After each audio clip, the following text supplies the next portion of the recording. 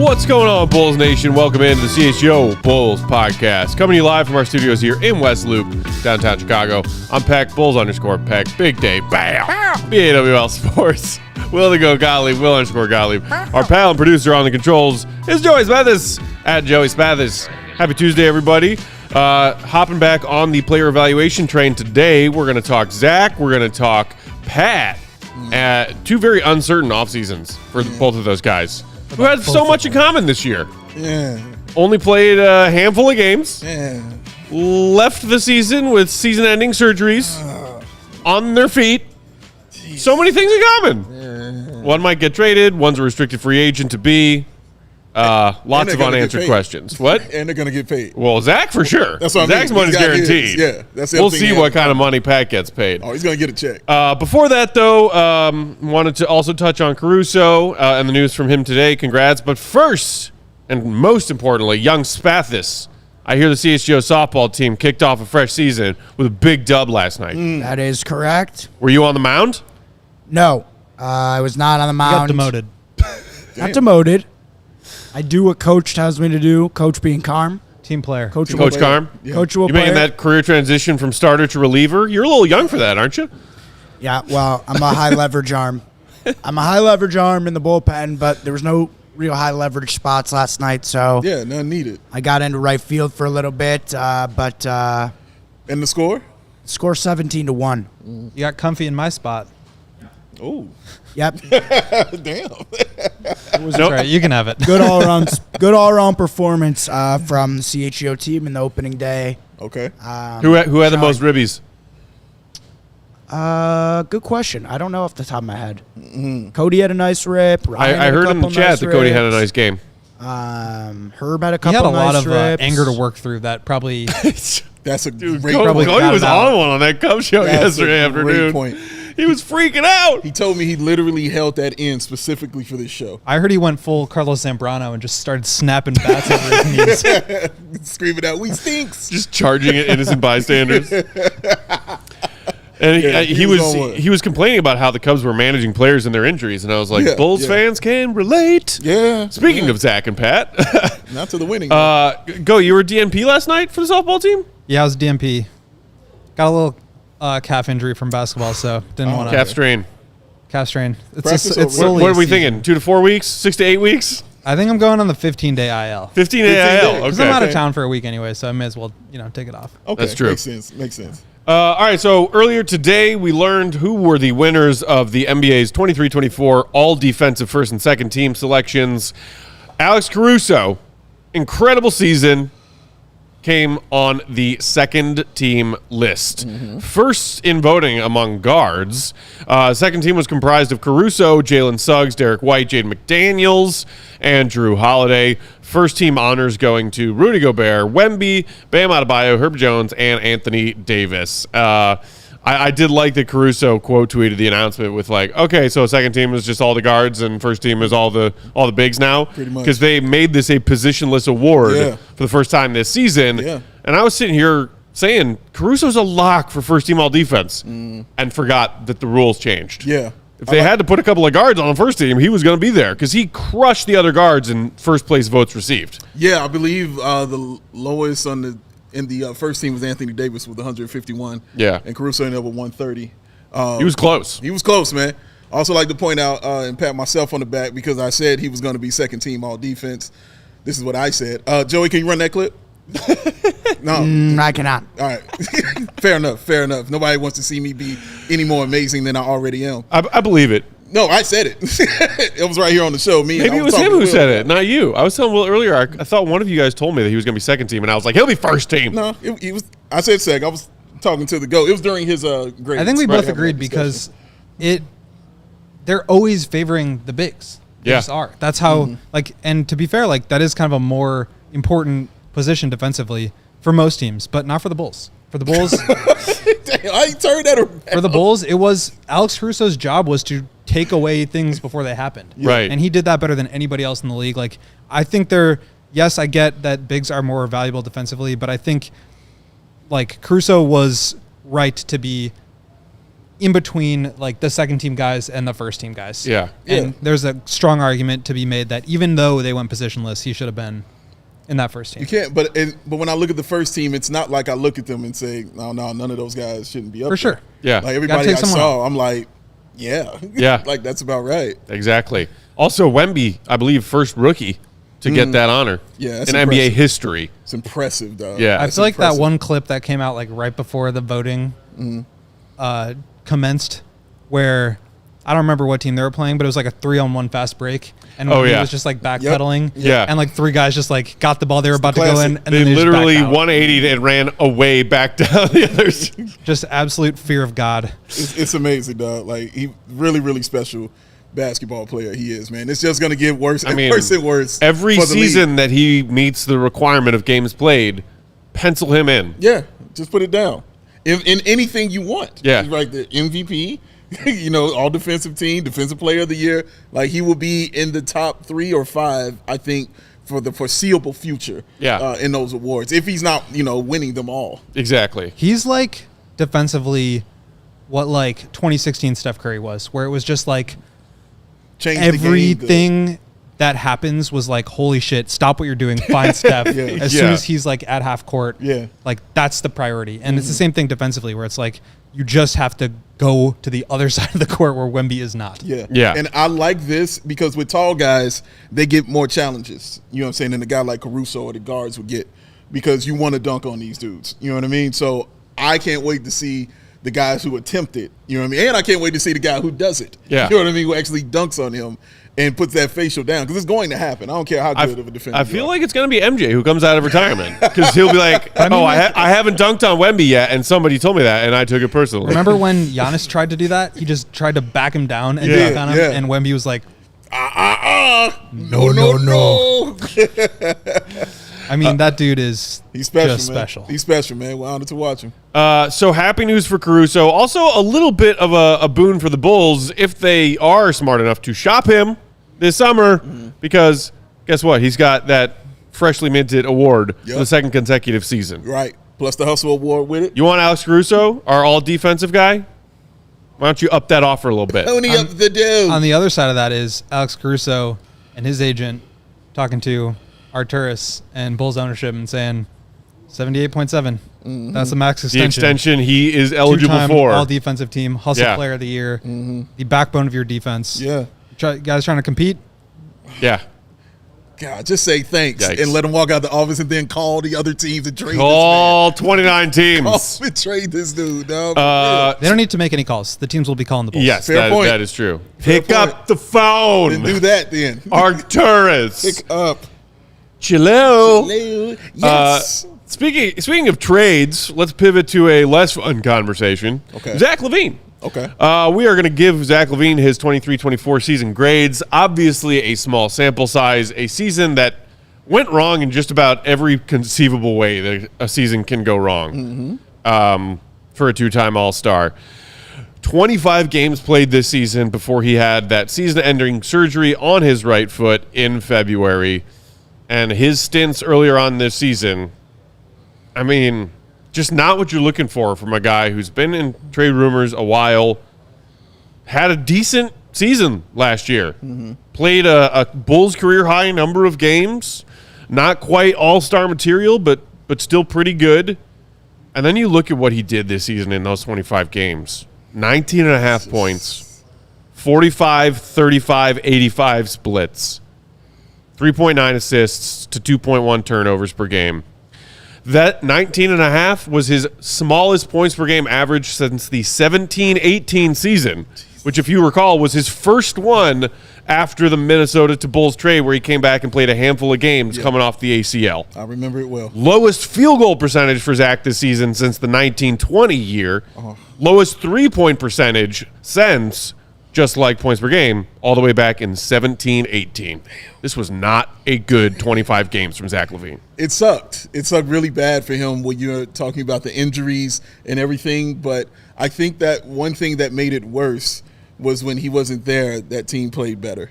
I think that truly optically made what we were seeing from Zach LaVine much worse, because it's one thing for him to be out there and performing and the team's not doing well. You could sit there and say, well, it's not doing well because Zach isn't. Look at how Zach is struggling. Look what he's doing. When he walks out, I would assume he shoots 80% from three. Like, you know what I mean? Like Kobe White goes in. Like, everybody just starts playing a version of basketball we hadn't seen in a couple years, which is the ball is not sticking, the ball is moving, and it's running through DeMar DeRozan pretty much. But Zach tried when he was out there. He tried to play a style that wasn't him, and that's why it looks so clunky at times. Like, he's trying to play off the ball a lot more and just be a facilitator, you know, and be the guy getting the extra pass and stuff. Be like, yeah, that's cool, you know, but dude, I've watched you drop 50. Like, that's what you do. No, these teams want to see me do this other stuff, or no, I don't want to mess up what y'all got going on here and all that. That's not how that works, bro. You got to be who you are out here. And when he tried to be something else, Will, it just simply did not click. Yeah, and I don't remember exactly what grades I sent into Joey, but it's almost hard to even care about what the offense and the defense was, because the overall product was just so bad. Yeah. And like, a lot of that is on Zach. I think some of it, like, I give him credit for coming back from the injury after the 19 games, coming back and like trying to play a role. Yeah. He was trying to play a role. Yeah. And so of course his numbers weren't going to look as good. And you're coming back from an injury, you missed a month. I give him credit for that, but like, the way that he carried himself and performed in those first 19 games was just the worst version of Zach that we've seen, quite frankly. And, you know, yes, he had a 50-point game. No, the team did not play well with him. Yes, they played better without him. It's hard to really put that much value into anything because it was just such a disaster. So for me, like, the meaningful thing here is like the meathead grade and the overall grade, because it's hard to, like, he's still at 19 and 5 and 5. Like, that's fine. It's just not up to the standard that we expect from Zach LaVine. So I mean, this is a dude who a couple seasons ago damn near hit the 50-40-90 club. Yeah. Like, right. and were not for the free throws. Like, he crushed the first two parts of that. He did. On 25 a game. Yeah. He was 50, 40, 85 on 25 points. Right. That's Exactly. insane. Yeah. 60 true shooting. Like, he's an incredibly efficient, I think Bulls fans scorer. have already quickly forgotten that version of Zach LaVine existed. Yeah. It's just like, because this season was a small sample size, it ended quickly and it ended badly. Yeah. I feel like if Bulls fans take a straw poll on what Bulls fans remember about Zach LaVine this season, it's walking off the court looking pissed after a win and refusing to do an interview. And you just reminded me of, I forgot all about that. You're right. That's the image that Bulls fans have of Zach LaVine in their head right now. Yeah. And so when you're compiling all that into the actual play on the floor, it wasn't a good season for him. Like, it just really wasn't. And then putting it on the NBA when you're trying to trade a person and they're telling you what they think of him, like, nothing. When you know, with everything that can go wrong did go wrong, you know, for Zach LaVine, and that's really what happened. Hey, be clutch, man. Just be clutch. I swear to God. Right when he showed up at the game. From the moment he showed up at that game courtside with Rich Paul wearing those be clutch hoodies, I was like, it's over. And by the way, Clutch did not do him any favors. Like, no. They put him in a position where he scores 50 in Detroit, he gets hurt, and then they do the, like, we're also open to being traded thing. And then he's out for an extended period of time. They do that. It just, like, that just made, I think, him look bad. I don't think that was probably his preference in terms of the way that he wanted to handle that. But that was the situation. And I think it just made it very clear to the entire world, rest of the league, rest of teams, like, that situation was going to end. And I think that's in part why the Bulls are still kind of burdened by this contract. Yeah. Andrew in the comments pointing out, Devil's Advocate 1, was Zach's foot ever really healthy this season? Devil's Advocate 2, was Zach trying to show other teams that he could be a deferential third star? Well, I think that's an interesting question. Because you talked about him being like, hey, go be Zach LaVine, and he wasn't being Zach LaVine. Yeah. His usage dropped from 28.3 last season to 23.8 this season. Yeah, man. It's a 5-point drop in how much Zach LaVine we got. I bet he was much lower during the 6 or however many games that he played when he came back from that. Right. Yeah. I think your second question is yes. The answer for that is yes. He was trying to show them. But when you're doing something, again, that's outside of you, it never looks right. You know how to fall in line as an NBA player. We watched Zach do it on Team USA. When everybody was on there on Team USA doing their thing, you saw all these scores, all these shooters. He immediately said, well, fine, I'm going to be the best defender out here. Right. I'm going to defend whoever the best player is, and he fell in line with that. That's what third stars do. Right. You do what's necessary for the team to win. This was different, what he was doing. It felt like he was trying to showcase skills that we already knew he had. Right. He didn't have to force it on nobody. And just to watch him go out there and do that and not take the shot and give me an extra pass into a double team or going harder in the dribble, in the paint and dribbling off his foot, which is what we watched for so many years of him doing, which is when you know he's uncomfortable. Yeah. It was frustrating to watch him just force things, man. Like, it doesn't work when you force it. Kevin in the comments saying Zach's a number 3 on a winning team at best. Sure. I mean, I think I could still make the argument and not think silently to myself that I'm full of shit. That he could be, if the team around him is built beautifully and correctly, he could be the second most talented guy on a very contending team, on a winning team, on, dare I say, a championship level team. Yeah, when you look at what Karl Anthony Towns is and what his label has always been across the NBA, and then some of those demons being exercised in their Game 7 win in the conference semis, a lot of people had the same critique of Karl Anthony Towns as Zach LaVine. Sure. 2 guys who came up very early, very young with that Minnesota franchise, not a winning player, empty calorie player, can't get it done in crunch time. Yeah. And look, Ant had a horrible Game 7. He did. 6 of 24. Terrible. Couldn't throw the ball in the ocean in the first half. You know what Cat did? Played a mostly under control game, minimized his mistakes, and poured in 23 points on efficient shooting and grabbed 12 boards.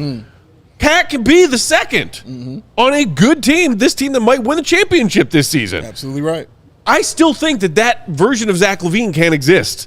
It's got to be the right situation. And I think you're absolutely correct. We saw it with him being the second best player when Lonzo got here, and it worked like gangbusters. It's about what's around him. You're absolutely right, Matt. It's about what's around him and those guys that can elevate his play and cover up the things that he might not be able to do right. Cat is a great example because you got Rudy Gobert there to cover up the things you can't do. Right. And then you got Anthony Edwards to put the foot in your ass that we always felt that he kind of needed. So he's getting the things that he didn't have in the past.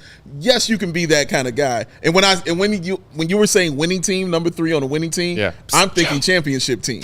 You know what I'm saying? That's what I'm talking about. But when a winning team, without a doubt, it's already been proven that he can be that. Yeah, and I think the issue is not like, can he be a good player? I think we all agree, like, the talent is there, but the issue is more like, what does it take in order to put that situation together? And on his current contract, it's that much more difficult. Like, you have Gobert, who's making $40+ million. You have Cat, who's making 36, about to be making like 50 something. You've got Ant on a max. You've got Jaden McDaniels now. Like, this is a very expensive team, but the way that they put it together, the timeline, it worked out to where they could make that happen. Right. And I think it's just past the point of no return for the Bulls, where now Kobe's a little bit more expensive. Now you got to pay Patrick. You got Caruso coming up. You've got DeMar you got to figure out. You've given Vooch another deal. Like, it's probably past the point of no return for the Bulls. But I agree, he's obviously too talented to not be an important player on a team. That just has to be the right fit around him. Talented, yeah. The money is interesting. We got to take a break, but our buddy Bulldog sent us that tweet the other day, Dave. About like the top 15 contracts in the NBA this season. Right, that only one of them, Rudy, made it to the conference finals. Yeah. Their team making it to the conference finals. A lot of aging vets who are in that threshold of contracts. And, maybe it's coincidence, but it's a new day, man. Yeah, exactly. Yes, all right, let's take our first break. We'll come back, take a look at the grades we gave Zach LaVine this season, and talk a bit more about what lies ahead for him this summer. Hit that like button while we're sharing these words from our sponsors. Make sure you're also subscribed to the CHGO Sports YouTube channel. Dave, who's first today? Fellas. I got a question. Yeah. Blink. Well, actually, I got a statement. I want you to blink if you haven't purchased a Father's Day gift yet. Yep. Blink. There it is. I'm There's one for him. blinking. There's a I'm couple for blinking him. back here. I'm blinking. Joey's with a couple blinks. Everybody's got their blink on. Yeah. George is very disappointed. Yeah, well, yeah, he expects it. He's all right. He's going to come through at the last minute. Don't worry. Oh, you know it. Oh, you know he's going to do it. But that's how it goes sometimes, man. So guess what? Today's episode is brought to you by Manscaped, the leaders in below-the-waist grooming. Maybe your pops has had a bush since the 70s. That's okay. I mean, it got you here. You know what I mean? It's all good. Now, our friends at Manscaped have crafted a total package for his special day. Wink, wink, total package. Whether it's for the boys downstairs, his beard, or even the best pair of underwear out there, Manscaped has all those bases covered. Head over to manscaped.com. Get 20% off and free shipping when you use the code BULLS. Now, you know that beard trimmer that your dad has been using since you was in grade school? Yeah, maybe he needs to upgrade on that. Introducing the Beard Hedger Pro Kit, the complete beard maintenance kit for all the bearded kings. It's all in one kit. Comes with the Beard Hedger, Manscaped's most advanced beard trimmer, as well as shampoo, conditioner, oil, balm, all that for your beard. And trust me, you need all those things, man. Man knows what you're talking about. Come on now. It also comes with a brush, a comb, and scissors, so you can style that beard and mustache to be the true player that your papa is. Or maybe he's that Rolling Stone. Do. Yeah. The Father's Day is also the perfect time for your old man to stop stealing his wife's nail clippers and finally have a kit of his own that will last him a lifetime. Oh, you can also get the Shears 3.0. It's that 5-piece precision men's nail grooming kit that any father needs to stay on top of that self-care with professional grade stainless steel sizes and tools styled for the task at hand. Prepared is what you're going to make your papa, and happy is what he's going to be. Get 20% off and free shipping with that code BULLS, BULLS, at manscaped.com. That's 20% off and free shipping at manscaped.com using that code BULLS. Never forget where you came from, if you know what I mean. Yay. Thank you, Papa. Happy Father's Day, y'all, from Manscaped. You know, there's a lot of dads out there who really could make good use of that, the nose and ear hair trimming apparatus that Manscaped offers. Gotta have it. Man. That's how you know you're getting old, when you're like, wow, some of my nose hairs are long. Like, how the hell did it get this long? Some joy I don't have to worry about for a while. Today's show also brought to you by Circa Sportsbook, offering those tight money line splits and their low hold model. Always striving to have those starting odds at -110 for game spreads, point total over-unders, whatever you're looking to bet on when you're gearing up to watch these conference finals that start tonight, by the way. Game 1, Celtics, Pacers. Yeah. Get your bets in. Get them in at Circa. Unlike a lot of those other sports books who push to -115 and -120 out of the gate, not Circa. Almost always you will find 110 odds. They also don't limit their players based on their winnings. Every player has the same limits, unlike other sports books who limit their winning players, the players who are on those hot streaks. And we all know when that hot streak is hot, you want to keep it rolling. Guess what you want to do? They also have the best, unquestionable, unbeatable Never quit customer when you're on a service heater. in the sports betting world. Real people behind the Circa Sports brand who resolve any issues you might have in a timely fashion, unlike other sports books who use the dreaded chatbots. Down with machines. All aspects of their app are being run by the same team that run their incredible Circa Sportsbook at the Circa Resort and Casino in Las Vegas. Summer League, tick, tick, getting closer. On the way. Download the Circa Sports Illinois app at circasports.com/Illinois-app to sign up today. Be on the lookout also for Circa's events, watch parties, and tailgates. They're hanging out with our Cubs crew every Friday for the CHGO Friday 120 Club. I was there last Friday, had a great time. I forgot to ask you about that. We'll talk later. Go ahead. We'll talk later. If you or someone you know may have a gambling problem, call 1-800-GAMBLER. That's 1-800-426-2537. Text GAMB to 833-234 or visit areyoureallywinning.com. Yeah. Yeah. Didn't your fathers have beards? No, my dad never did a beard. Never Never did did a mustache. He did long hair like the Beatles when he was like my parents' wedding photo. My dad like legit just looks like Paul McCartney. Oh, that's the coolest shit ever. His hair is longer have than my one? mom's. Oh yeah, for sure. George has definitely been on and off beard guy for a while. For a while? Okay. It When's the just last time you had one? Just depends. I mean, he's Probably got some stuff right now, but Okay. you know, He's got thinking some back, stuff. He's got some Thinking stuff. back Talking about like a full pandemic. straight up beard. I think he had a good one Pandemic, going Yeah, on. Okay. everybody did that in the pandemic. Fair enough. Your dad rocked a beard, didn't he? Oh, the most amazing. Yeah. beard. Yeah. His beard was outstanding. All right. Shout out to the genetics. He's got good beard genes. Shout out to the genetics. Yeah, you And got a it's great wild. beard. I'm the only of my brothers. I'm the only one with a beard. Really? Yeah. They're Yeah, both that's true. I've clean-shaven. never seen John. Yeah, I've never seen. Well, no, I've seen him with like a light one. Yeah. You know what I mean? But like stubbly, like Yeah. goat. Yeah, Goat's correct. rocking a half Is beard this right a beard? yeah. now. I'd call that That's a goat half beard. Yeah. It's more than stubble. Like you have a permanent 5 o'clock shadow. Yeah. Yeah. It looks What's like funny though is a I like choice shave and once not every like you're 3 homeless. weeks, and Yes. it's just always the same length. See, yeah, it's just always there. You want it to grow, but it doesn't get there. I want to see Kevin with one. Like Kevin, you ever had a beard? A beard, yeah. What? You got pictures? Oh, playoff Let's beard. go. This dude's a huge Hawks fan. You know he was rocking playoff Fair beards back point. in the day. Fair You know what I'm point. excited for? The stash to come back. Oh, the pec stash? The Peck stash to Oh. come back. Somebody was just asking me about that the other That's how you day. know the basketball I was like, Coming back. not yet.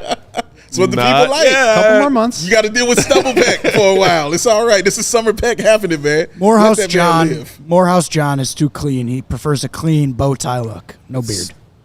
He's always clean. His yeah, whole he's look is clean. That's oh, yeah, true. Yeah. He's Yeah. got But the when bow he gets tie. his beard, I'm telling you, it look nice on him, bro. It really nice. But Yeah. he's a clean shaven person, man. And I ain't mad at him for that. We all got our thing. Look how amazing I look. I mean, look at it. Look at Gorgeous. it. Take it in. I seriously, I'm gonna still at some point try to get you into KG's well-dressed handsome men club, whatever it's called. What's it called? With the Silver Fox Fox. Squad.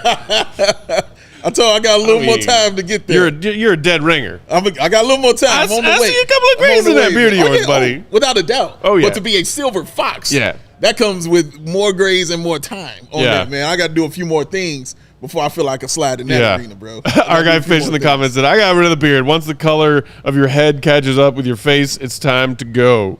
Damn. No, bro. It ain't got to be that way as long as it look fly. Yeah, exactly. My I pops don't is all understand. What does that even? Once the color of your head. Like catches up He's with saying your the gray. face. Yeah, Okay. I think like the gray and the gray. Yeah. Got it. Because then you just be trying to do that tiny little brush just for men. All of a on sudden, the you look facial like hair. Rick Rubin.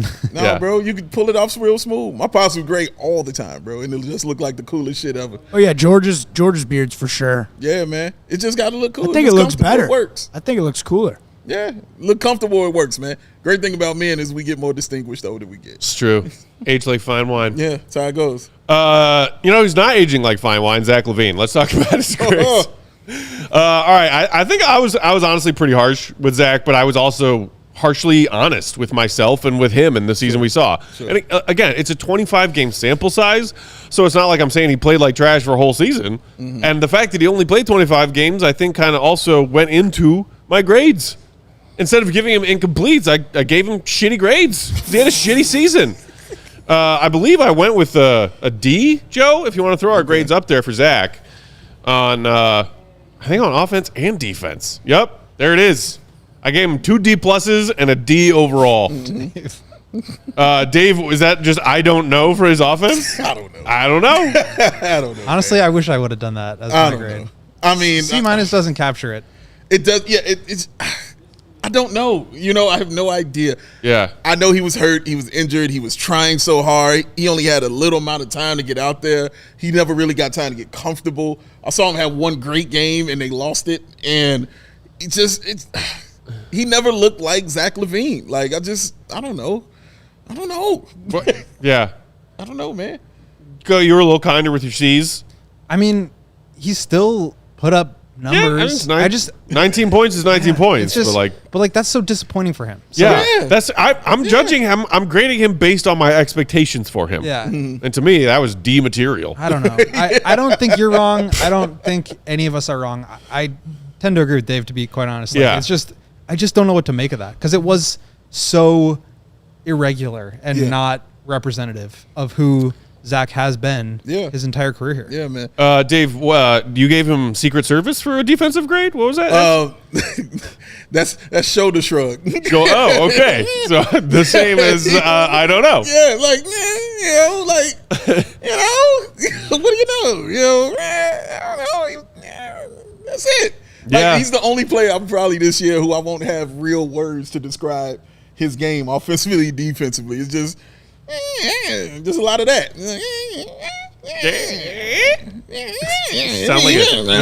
Sound like a baby pterodactyl hatching out of its egg. That's it, dog. That's it. That's exactly right.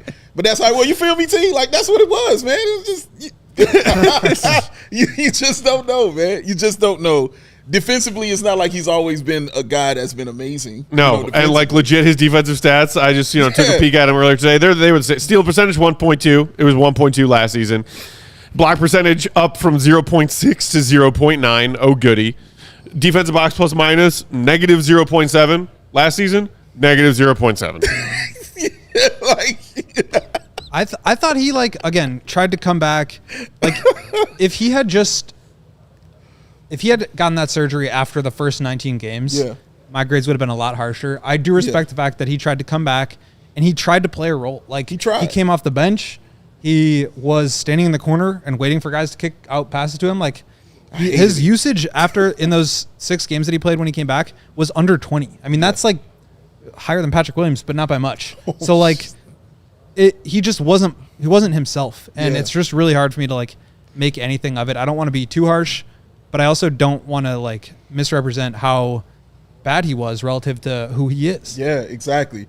Like, we know how great he can be, and I think that's what we're all kind of saying. And just seeing it like this, you just throw your hands up. And dude had a season where he averaged nearly 28 a game. Yeah. All-star material. Like we saw him. We saw that version of Zach LaVine. We know that it exists. The version we saw this season was just dog shit. It was just, and coming off of the year that he had, because post All-Star game, Zach, the prior year, was one of the best players in the league, man. Like, he was absolutely If it was amazing. post All-Star splits, or even honestly, I've said this before, mid-November on splits. Yeah. After his slow start, he cooked. He cooked for 2/3 of the season, man. Goddamn, bro.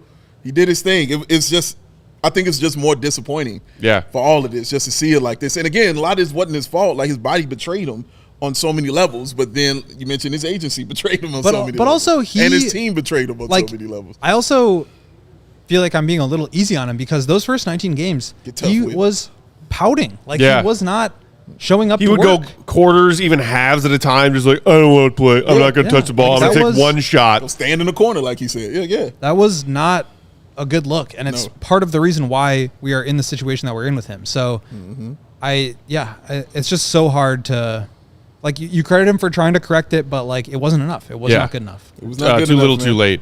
With that, let us make some guesses at what our meathead grades are, gentlemen. Ooh, Dave's got a long one. I'm not even going to try with that, Dave. Go PIT. Does that just stand for pit? Like he played like an armpit? Stinky like an armpit? Not exactly. Play-in tournament? It's prove it time. Prove it time. You got to come back now and this whole narrative about you not being a winning player, not impacting winning, not defending, being it's time. That was true last year. Yeah. It's time for him to come back and prove that he can play at a high level. That's fair. It's time. Yeah, he's got a lot to prove, not only to himself, but to the league as well. And I think he's capable. Yeah. I think he's more than capable of doing that. He's done it before. Yeah. I've defended him before, even though a lot of people say that I'm a Zach hater. I'm not. I think Zach is really talented and really good. But last Zach year. Defender. Yeah. God. Can't win. God. So I think he's more than capable, but he's got to do it. And now it's not just Bulls fans who he's got to win over. It's the league. Because I think he's still probably, whether he asked for a trade or not, it's for the best that the parties separate. Yeah. Right? Yeah. He probably still wants to move on. The Bulls certainly want to move on from him. So he's playing for his reputation. He's playing for another job. I know he's got his money guaranteed, but he's got that money. Got that New Balance money. Unless he makes some changes and commits to playing at a better level and impacting winning, he's gonna have to be here until the Bulls can get rid of him. Yeah. And that's not a place that he wants to be. No. All right, Joe, put those grades back up. I want to take a shot at Dave's because I'll give you, it has to kind of do with what Will just said. Away for the week. Zach was away for more than a week, but he was away for months. IWAYFYDWYC. I wish all your family yearns down Westchester, Yonder County. Oh, shout out Westchester, Yonder County in the building. I got no idea. It says, I had to write it down so I didn't forget it. It wasn't all your fault. You did what you could. Oh. It was basically my goodbye. I mean, yeah. like- You're talking about the whole Zach LaVine Bulls tenure? Everything. Not just this the season. The whole tenure, dog. Okay. It wasn't all your fault. You did what you could. It wasn't. It was not all his fault. No. He was brought in to be the man on a shit team. Right. For a couple years. He had to be the man on the shit team. So for a bunch of years, we had to watch him dribble balls off his foot, play a point guard position, play a 2, play a 3, just heavy minutes, but getting a lot of scoring and taking a ton of criticism, handled everything like a professional would play through pain, would play through injuries, did all these things. When he finally got a team together, it didn't last long because injuries started happening to him and the people around him. It just didn't work out for him like that. Yeah. Now, some of that stuff, like you stated, the things that he did put on himself. So we understand that. He messed up a lot of things on his own, but it wasn't all on him. But you can't fail by yourself. That's just not how it works. It takes a whole community to fail it like that. Your organization didn't give you the right folks around you. The injuries in your body betrayed you often. You made a lot of bad decisions on the floor and a couple of not great ones off the floor when it came to the Bulls. But in the end, dude, you were a really solid player and you did what you could for this team, man, and I really appreciate it. Yeah, but he turned himself into a 2-time All-Star. He did. That's what I'm saying. He did what he could, bro. And he turned himself one of the best shooters. We didn't think an elite 3-point shooter is what he turned himself into, man. Like he has a whole kind of game of shooting wise, inside, outside, just stuff that we didn't think that he had in his game. Smooth because stroke. He didn't have it in his Such a quick game. first step. Correct, man. One of the quickest first steps in the NBA when he came in. I just say it all the time. He had a top 3 quickest first steps. When he made that step, he was gone, man. But he gave me a lot of highs, you know what I mean? And some of those lows as well, man. But it was a crazy position for him to be in. You're talking about like it's past tense, and I am not convinced that's I'm gonna definitely be the case. talking like that. That's right. That's how I'm not talking, convinced bro. that's the case. Speaking of which, my meathead grade was pretty simple. You tell me they can't keep it all. I think TVT are the letters. And it kind of goes into what we've been talking about with Zach as far as what the hell is going to happen moving forward. Trade Vooch? Trade Vooch too. No, that's a good guess. Trade value tanked. That to me was the definition of Zach LaVine's 23-24 season. Okay, that's fair. The player that existed before this, the one that had such a strong finish to the 22-23 season, played a Bulls career high number, 77 games. Right. Shot the lights out the back, half of the season. That's a player you can trade if you want to trade him. Yeah. The Bulls are in such a harder spot now trying to find a trade partner with Zach because of this 25-game poop stain of a season that we all just watched. The poop stain. Sucks, man. Sucks. It sucks, man. And it sucks he had to be in the middle of all this, but It does. it's just that's how it happens. We got to take our second break, then we'll come back and dive into Patrick Williams. But real quick, what do you think is more likely? They find a trade partner for Zach. DeMar is back on a new 2-year deal, re-signed, and Bulls, continuity without Zach 4.0. Or they can't find a trade partner for Zach. Zach ends up staying, and they either let DeMar walk or find a sign and trade for him. Because Trade partner for Zach. Like, yeah. 50-50. 50-50. I mean, Can they keep both of them? they could. They would have to probably go into the tax, or they would have to. So they're not keeping both. Or they would have to move, like Vooch and Lonzo. What? Is it harder to find a partner for Vooch or Zach? Zach. Zach. Okay. Yeah. And I don't think Vooch is getting traded. So I mean, Vooch has only got $41.5 million left on his deal. Zach's making that and then some each season for the next 3 years. Oh dear God! All right, let's take a break and stop this Zach LaVine depressing talk, and then come back for some uplifting Patrick Williams talk. Yeah. Yay! Dave, who's next? Well, beer. Oh, yeah. You gotta have it. because of what we just talked about. You To help. know what I mean? Just had to helps. take a side. Taking a sip of some frosty cold Coors Light will absolutely help in these kind of situations, y'all. Between work, social media, and the choices life throws our way, it's no wonder that we're more worked up. You said it, sister.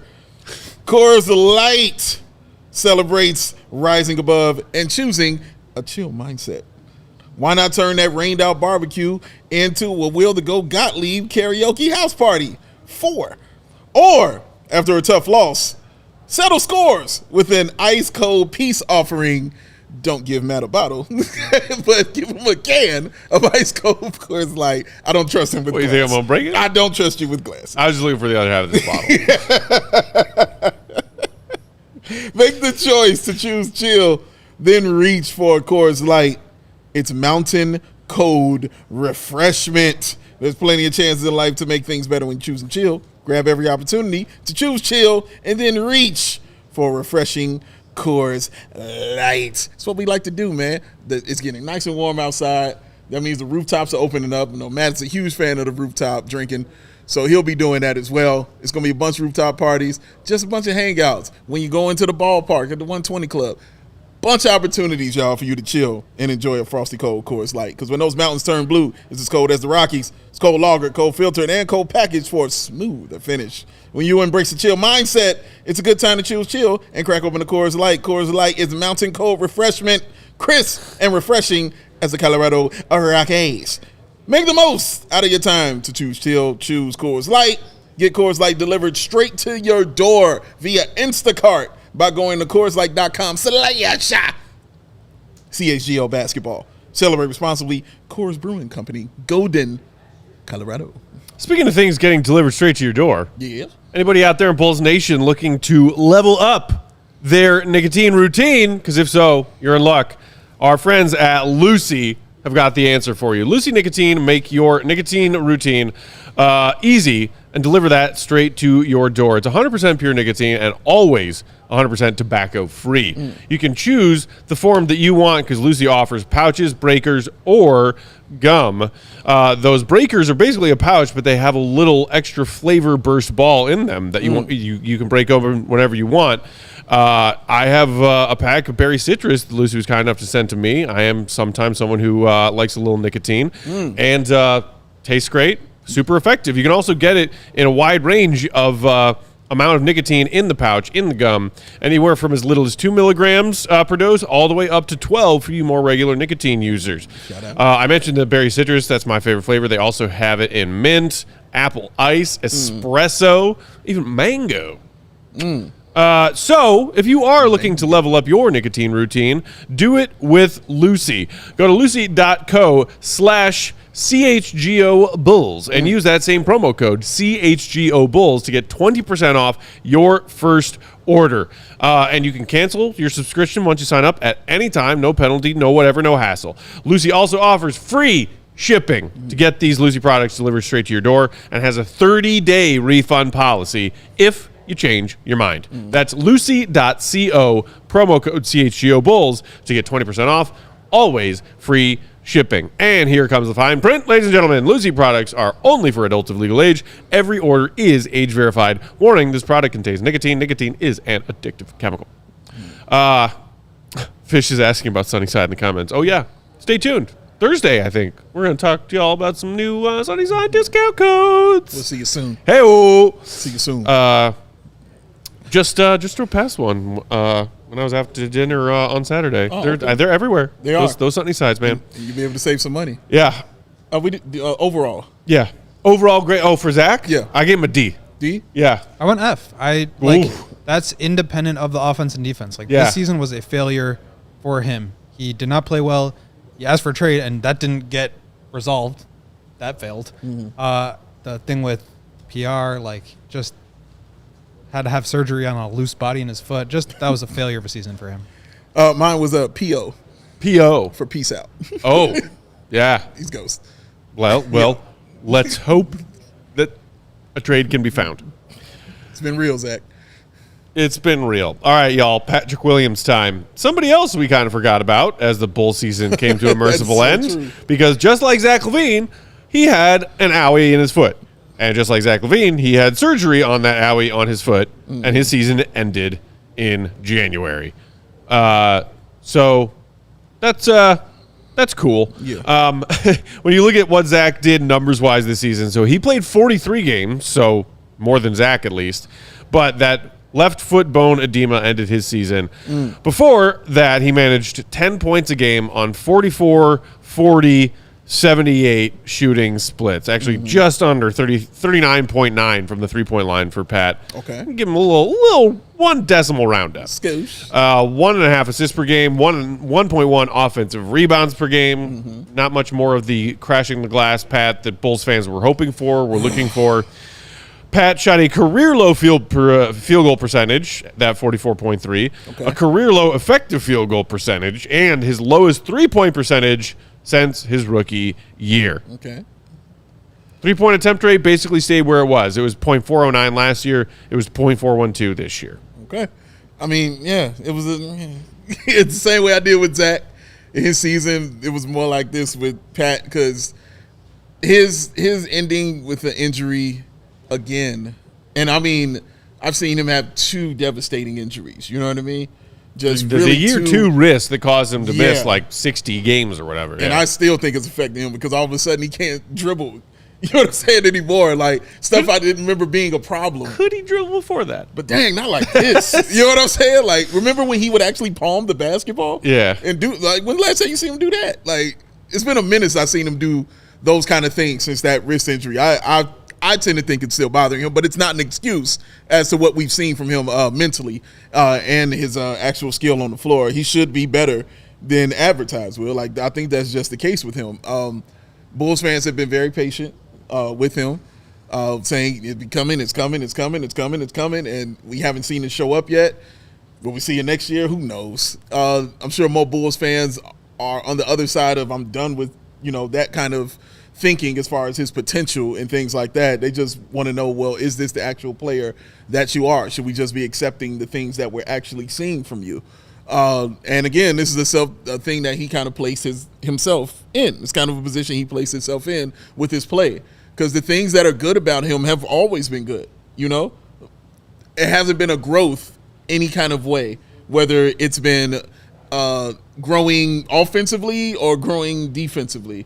He's kind of, for me, been that same kind of player that I'm like, yeah, I know what he's going to do. I kind of have an idea about what he's going to do as far as the three-point shooting, as far as the defense is concerned. He's going to have some good defensive numbers because he can play defense.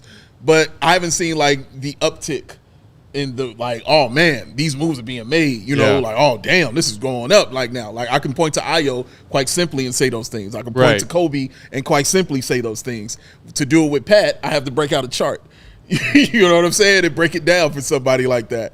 I need more simplicity in showing how good he is now, and I just haven't seen it yet from him. Yeah, and like the progress, I mean, I know there's like things you can point to that he's gotten better at, but in terms of the actual production, it's like all the same. Exactly. Every single year. I mean, rookie year, 9.2 points per game. Second year, 9 points per game. Third year, 10.2. Fourth year, 10. Like, it's all within 1.2 points for his career. The steals and blocks are all the same. The rebounds are all the same. Like, you just can't look and say he's gotten much better in this area or that area. Yeah. And, like, I agree that fans have been patient in terms of, like, waiting for him to evolve. But, like, I think now it's gone too far the other direction where it's like this guy's not worth keeping around. Mm-hmm. And, I disagree with that. I think he's a good player. He's not a great player. He's not a terrible player. He's a good player. Sure. And he can help. He's helpful. I know people don't think he's a 4. He's a 4. I know people don't think he can shoot. He's a 40% three-point shooter. When you can play defense and you're 6'8" and you're athletic and you can shoot at 40%, you have a place in this league. Yeah, real tough. I don't care if it's 9 points per game. I don't care if it's 20. Like, you will be playing. And is he going to be like the A1 star on a championship team?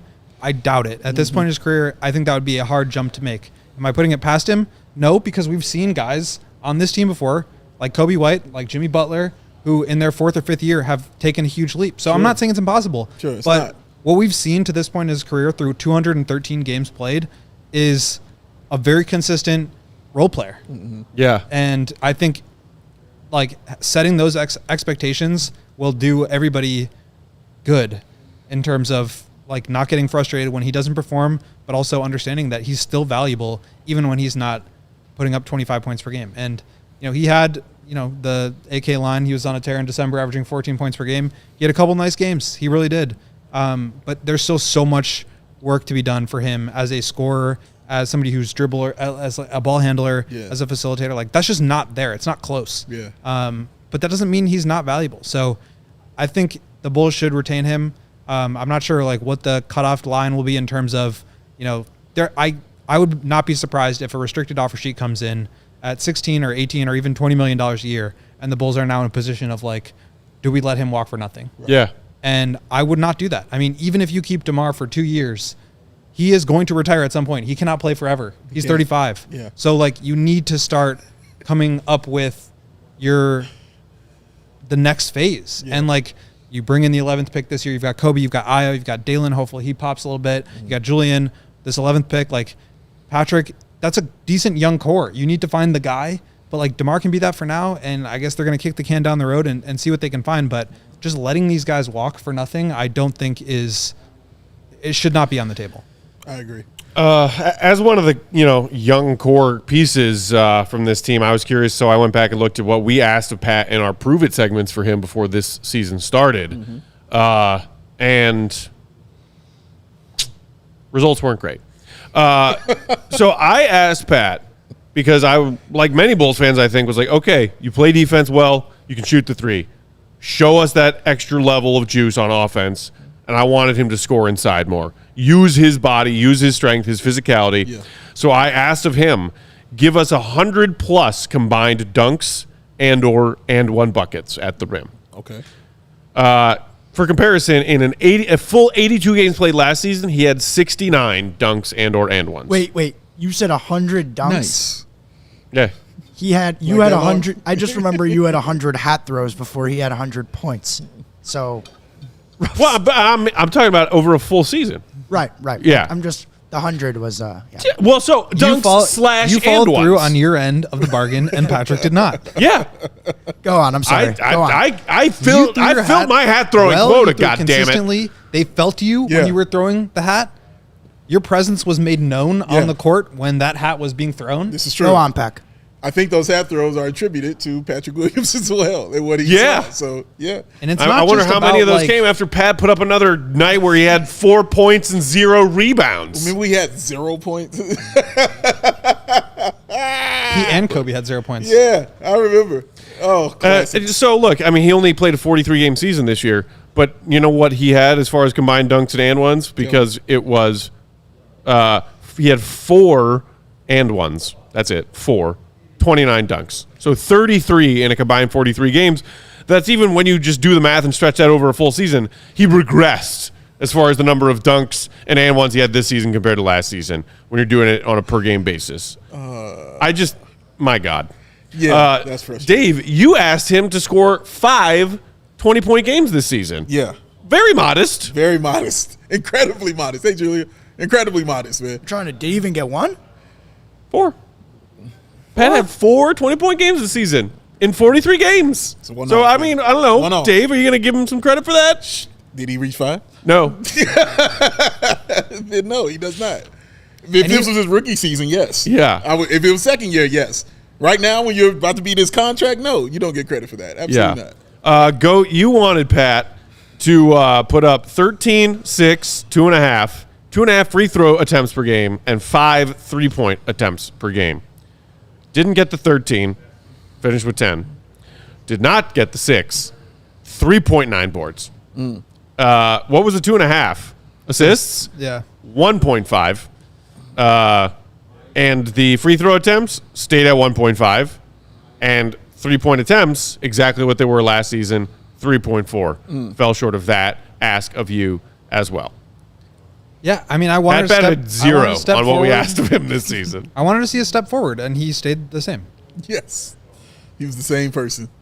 That being the case, let's take a look at some of our grades for young Patrick Williams, who I'm running out of time to say young. Yeah, he'll be 23 this summer. Yeah. There's nothing catchy about saying he's only 23. Hey, man, you're 20. Like, your rookie contract's done. Yeah. Wow. Okay. So we got a big spread offensively. Spread. I just looked at like the fact that he just didn't get better in any way, and in fact had career lows in shooting percentages in some cases. Yeah. And I was like, that's D plus material. Go. What's with the B? What's with the B, GOAT?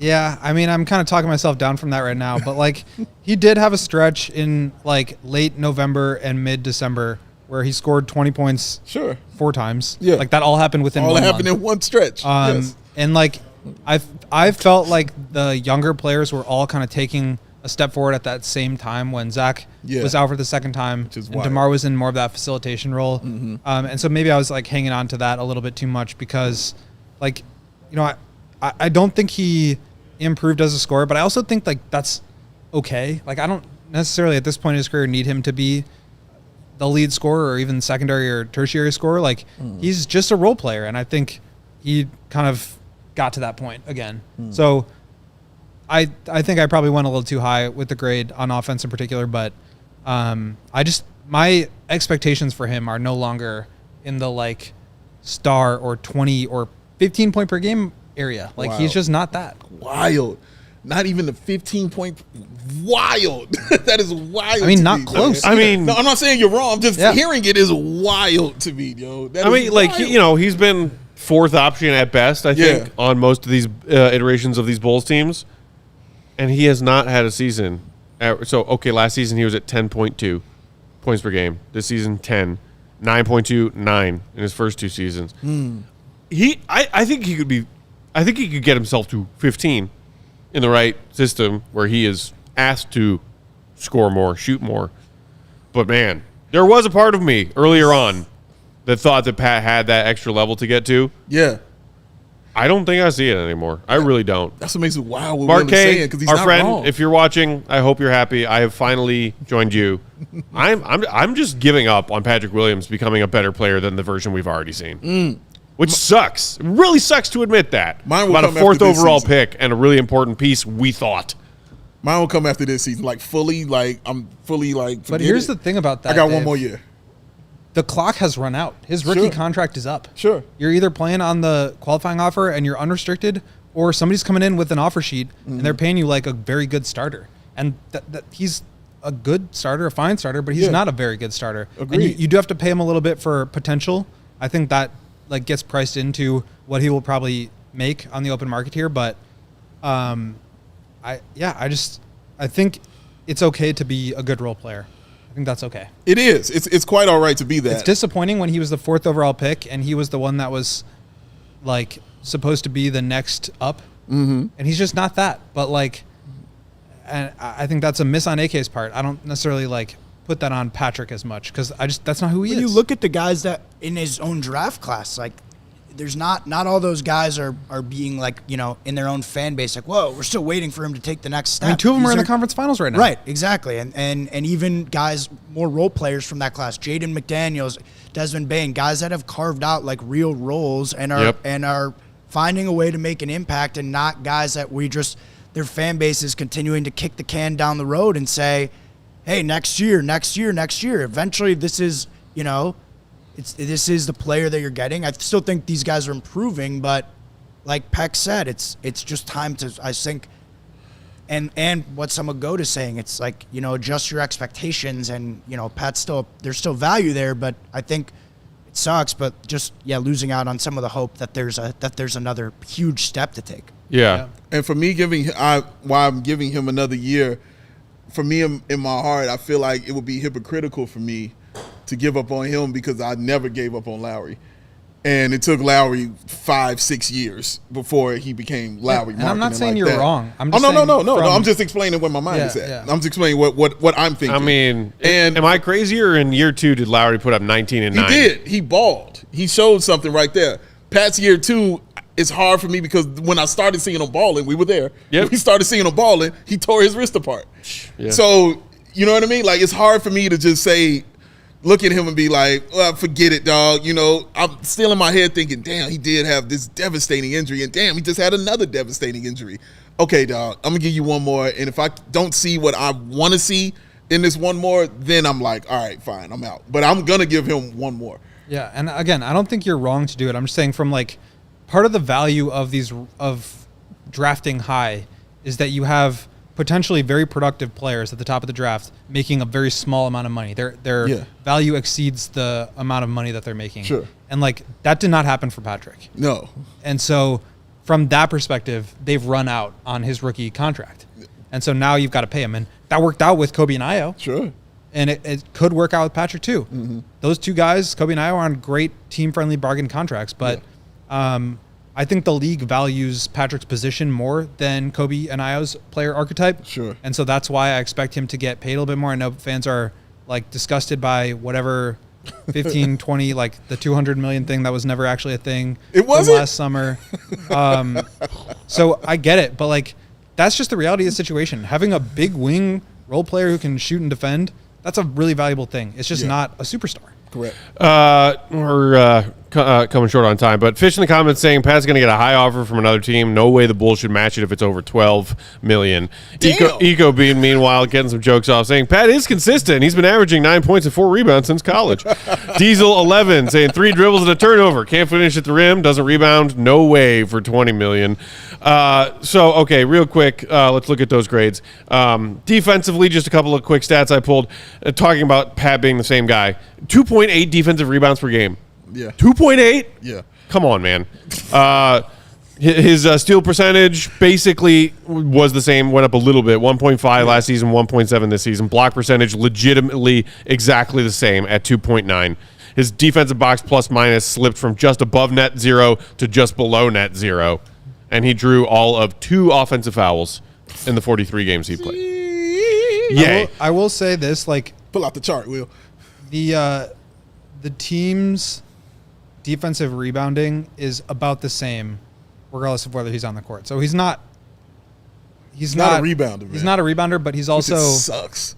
It was a little bit worse this year, but every other year it's been like approximately when he's off the court, the team rebounds at the same level as when he's on the court. And like, again, that's not saying he's great at it, but it's also not saying like he's this massive liability because it's not really impacting. And no, not a good defensive liability. Right, but like for a dude who's 6'8" and can jump when he remembers that you're allowed to jump in an NBA game, that part, he should have more freaking rebounds. I agree. All right, so yeah, the defensive grades, I was a bit harsher again. C's, you guys gave him some B's. Meathead grades. Good defender, yeah. Meathead grades, what do we have? Oh, my, Dave's got another mouthful. Okay. WMWYRTBTASLYS. What? Okay. That says, wake me when you're ready to be that all-star, like you said. Oh. He did say something about being all-star, didn't he? He was talking extra He's talking a big game. Remember when he said, I know I could be I'll never forget it. He said, I know I could be an all-star in this league, but now I feel like I can be an all-pro in this league, all-NBA. Wow. And I'm like, okay, where? Yeah. Where? Show him to me. Show your work. Show your work. Show yourself. I can't wait to see you. Please show yourself, bro. I want to see this. That goes right into my meathead grade. That looks like it says Swifty. CWIFY. Can't want it for you, Pat. You want to be an all-star? You want to be an all-pro in this league? You want yourself a new, nice, big, juicy contract? Bulls fans can't want it for you. Go out there and freaking earn it, for the love of God. Because my patience with Pat is officially up. I got nothing left. I have tried. Yeah. I got nothing left. You did try. I can't want Pat to blossom into a better player than the one we've seen through the first 4 years of his career. I can't want that more than he can. And right now, as a Bulls fan, I know I'm not alone when I say it's goddamn frustrating that almost every other game, if not more frequently, I feel like I want Pat to be a great NBA player more than he frickin' does. And that frickin' sucks. Ooh, that was perfect. Get your shit together, Pat. Your turn, Will. I think mine was still waiting on Pat. And I kind of hate that I did that because Swap. I feel like I just swap. It's not that I feel like I'm waiting on him. It's more just like, this is what it is for now. But like, we're kind of out of time with the like, you can become a star thing still. I just think, I'm not saying it's impossible, but like from a cap perspective, from a Bulls future perspective, are we going to see that or not? Like, I just don't know. We don't know, man. We want to see it, though. That's a great way to put it, man. Can't want more for somebody than they want for themselves. True. But if you can't talk it, you got to be it. So curious what's going to happen within this offseason. Oh, but I can't wait for this offseason to continually mess with Will about Patrick Williams' workout videos and just how good he looks. And then watch Will's head explode. It's honestly Look how good Pat's handles are when there's no one guarding him. It's honestly like Ben Simmons' workout videos, Patrick Williams' workout, and then everybody else. It's the best, man. And look, we don't have time to dive into this deeply, but just to touch on it, and again, shout out to our pal Mark K, because I saw that our buddies over there at the Bulls Talk Pod had this conversation recently. Okay. The whole Pat can't blossom if DeMar is here. And part of me used to believe that there was some, validity to that argument. Did we see Ayo blossom in some capacities that were legit impressive this season? Did we see Ayo do those same things this season? Kobe White, was DeMar out there on the floor with them? Here's my thing about that. So, yes, there have been opportunities for Patrick to blossom as a role player. And I think that's a different skill set than somebody who wants to have the ball in his hands. And clearly Patrick, I think, wants to have the ball in his hands. So there were opportunities that he didn't take. I think he was okay at times as a role player. But I do think that's a different skill than let me get into my offense and create, whether it's for me or somebody else. The real problem is when he had those opportunities to create for himself, he was not good at it. He was dribbling it off his leg. And that, so it's they're different things, but he didn't succeed in either of those areas. And I think that's the real issue. Yeah, I think that's I don't think that's valid. anybody's problem from DeMar to Billy or anybody else. That's a Patrick thing. Yeah. And more than any player that we talk about here, I place a lot of the things about Patrick on Patrick. You saw I talked about Zach. Yeah. Certain things just wasn't his fault and certain things happened. A lot of this is on you, bro. You know what I mean? And your demeanor and how you approaching the game and the things that we're seeing you do. It's not about the people that's around you, what's being put around you, or the situations you're being put in. You're being set up to succeed. At a certain point, talent wins out. And so you got to see it, though. I want to see it. I want to see that talent. You're right.